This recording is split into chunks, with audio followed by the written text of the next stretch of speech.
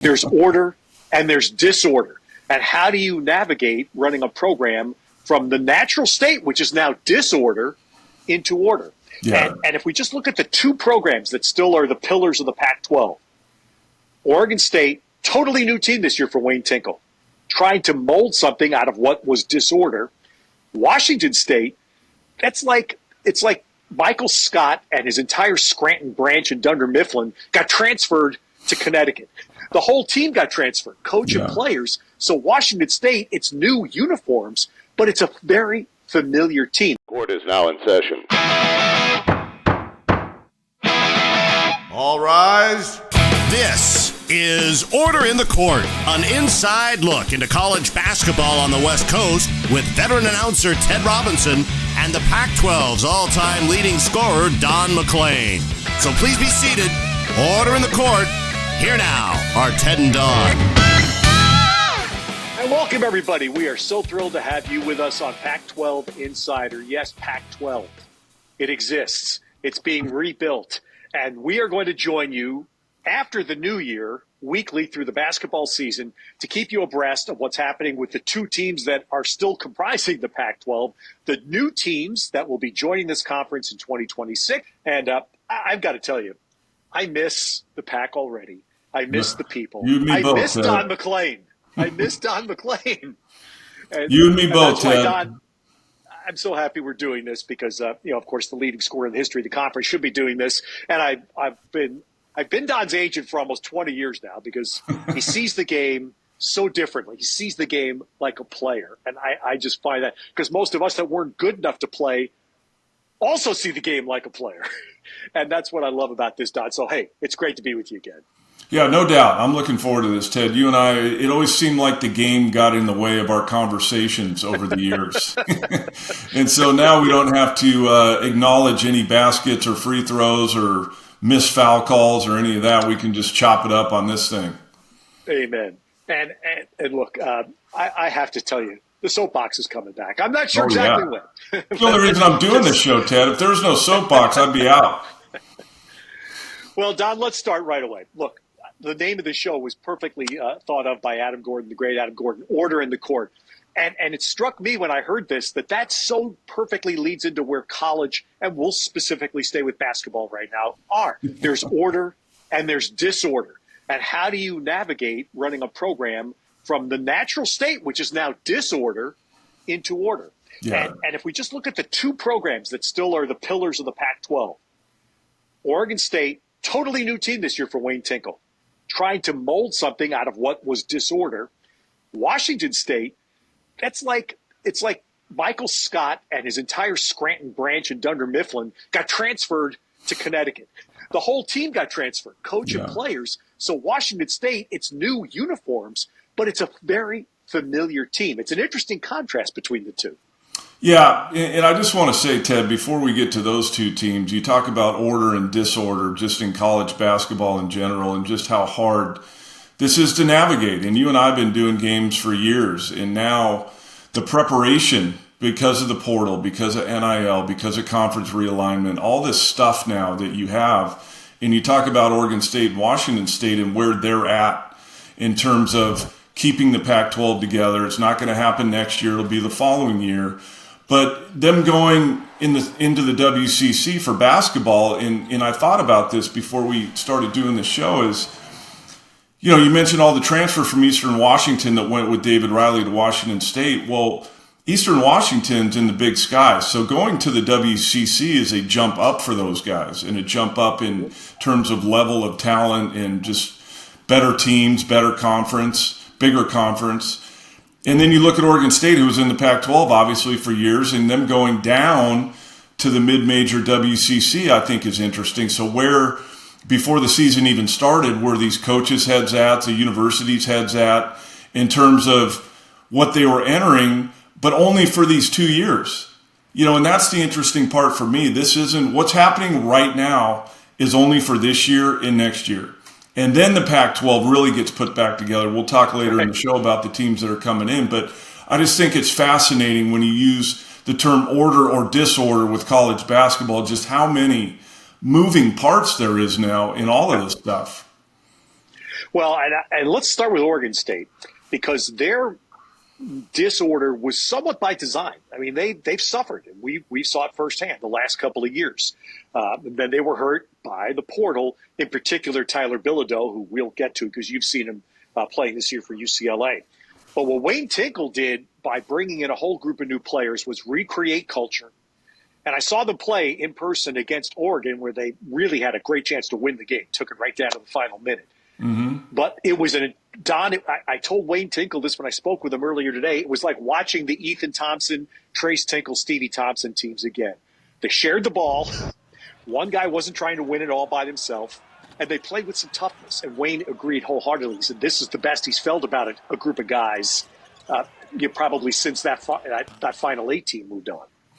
Yeah, and let's not forget that team was in 2021 that got to the Elite Eight of the NCAA tournament, and it was just that. It was a team. They were together. They shared the ball. No one cared who scored, and they just caught fire at the end of the season, and they got confident and continued to play with confidence. And this Oregon State team seems like that, and you don't point blame at any one player or players when it doesn't go right, and it really hasn't for the last few years for Wayne in Oregon State. But it does seem like, looking at the numbers and looking at the balance and looking at all these new guys, that they have come together and that this is a different spirit about this team, and that most importantly, they don't have their eyes on what's next, that they feel like this is where they want to be, and that's probably why they're bought in and playing well. And you look at their record, they've lost 2 games, and the 2 they lost at home to a top 10, 15 Oregon team, and then on the road at North Texas. So, in the past, there'd maybe be a couple more. In the past couple of years, there'd maybe be a couple more losses. Like, they handled an undefeated Irvine team in their last game. And those games that maybe they got tripped up the last couple of years, they are now winning those games. Yeah. In fact, our colleague Mary Murphy, who does a great job, she's been up doing a couple of the Beaver games, and she put together this little spreadsheet. Their defensive numbers, Oregon State's, and it's non-con admittedly, but still so much better, such drastic improvement. I mean, 14.5 points per game less for their opponents. And the Oregon State rebound margin is up 9 over what it was last year. So those are positives. Irvine a positive. And they have a player, Don, and you can speak to this because I'm sure you ran into Chicago basketball players in your time. They had a couple of guards that moved on. They brought in DeMarco Minor, and he plays like a Chicago kid. He has a toughness about him and a grit about him. And even though he scored 19 against Irvine, he's not in this he's not a volume shooter. That's where I'm getting at. And I think that's where Wayne's team was looking for that. But this kid, Minor, to me, is going to be a linchpin player for them in the West Coast Conference. It's funny you bring that word up, because I feel like I've run into the word toughness a lot more here in November and December than I have in the past, and coaches talking about that. And I just wonder why. It's always been a factor, and I think obviously coaches have always wanted tough players and tough teams and all that, but I have a feeling it has something to do with how roster construction is now, that you have all these new guys. Everybody's got 6, 7, 8 new guys, and how hard is it to put on the fly all your stuff in, all your defensive schemes, all your offensive sets, all that stuff. So why don't we just rely on toughness and, dealing with adversity and getting down in a game and coming back? And I just feel like that's more at the forefront now when talking to all these coaches that you and I talk to, that they want more toughness. And I think when you have a point guard that's really tough, that's even better. That's like 2 times toughness, because they got the ball in their hands. They got to make decisions. Like I said, adversity comes up in games and during the season. And so if you got a tough point guard that can deal with stuff, you're way ahead of the game. Well, Don, some of the things you just said are, to me, a perfect segue into Washington State, and seeing them live against a pretty good team from the Missouri Valley and Bradley. It was immediately apparent.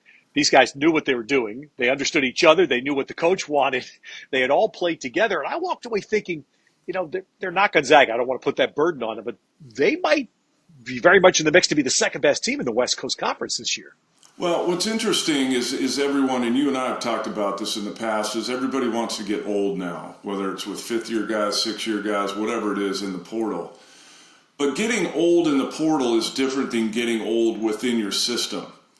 And so if you can have guys that have been with you for 1, 2, 3 years at one place, even if you're moving to another place, they are older, but they're already understanding what you want them to do, and they're in your system. And that to me is the hardest part for college basketball coaches now is it's a consensus that everybody wants to be old, but everyone's getting old in the portal. So if you have the ability to take, even if you're jumping up a level from the Big Sky to the WCC, guys that have been in your system and they're older, yeah, you're probably going to be much better than people think. And I'm kind of sad because I saw him play, but I don't think anybody's going to see him again the rest of the year. The thing about Washington State's team was that they were all a mystery to most of us. Very few of us saw Eastern play. Mm-hmm. They have a player, Cedric Coward, who I guess flirted a little bit with going pro last year. He's a pro-looking guy. I'm not going to project where, but he's a pro-looking guy. And unfortunately, he banged a shoulder surgery, and now David Riley has said he's out for the year. Yeah, it's unfortunate, and I've heard his name. Obviously, you know that I'm involved with the draft, and I've heard his name being bounced around last year. And because he was at Eastern Washington, not a big high-profile program, but you know, when you watch him, he certainly looks the part. And you just wonder now, if he's not going to play all year, that would tell me that he'll probably be back at Washington State again next year, having missed most of this year. But I guess a benefit for David Riley in Washington State if he does come back, because you know we've seen a few people do it where they enter the draft after having been hurt. But I would imagine him coming from a place like Eastern Washington, small sample size at Washington State, that he'll probably be back next year. Yeah, because not many of the other Eastern guys have eligibility left, so that will be the interesting factor as Washington State goes forward. But I think we're all learning in this world of order and disorder. Don't think about next year. Well, I think a great place, Don, to end our first episode here is to talk about the new Pac-12. And it was rebuilt really in the fall, a lot during football season. So I want to hear you talk about it from a basketball standpoint.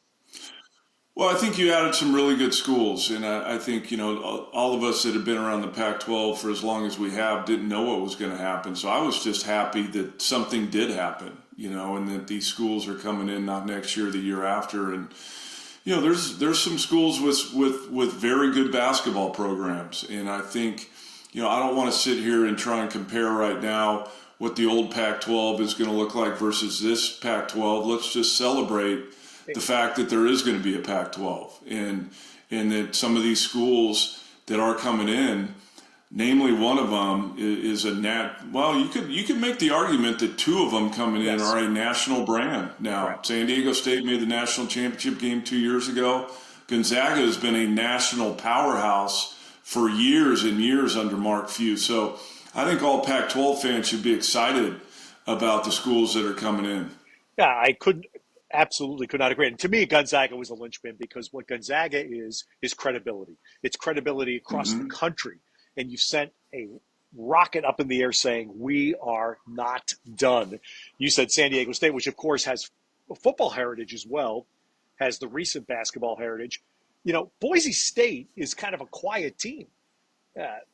Boise State, now Washington State beat them, which is a good win for Washington State. But Boise State, Leon Rice, a former Mark Few assistant, has done a really good job there. Ted, they've made the tournament the last 3 years. And last year they got under seeded. I mean, they had to play in the play-in game against Colorado, and everyone, including me, was like, wait a second, why are they in the play-in game in Dayton? And so, but that doesn't matter. The point is that Leon Rice, when you're a Boise State from the Mountain West and you've been to the tournament 3 years in a row, you're doing something right. And his team this year is good. Like, they got big guys.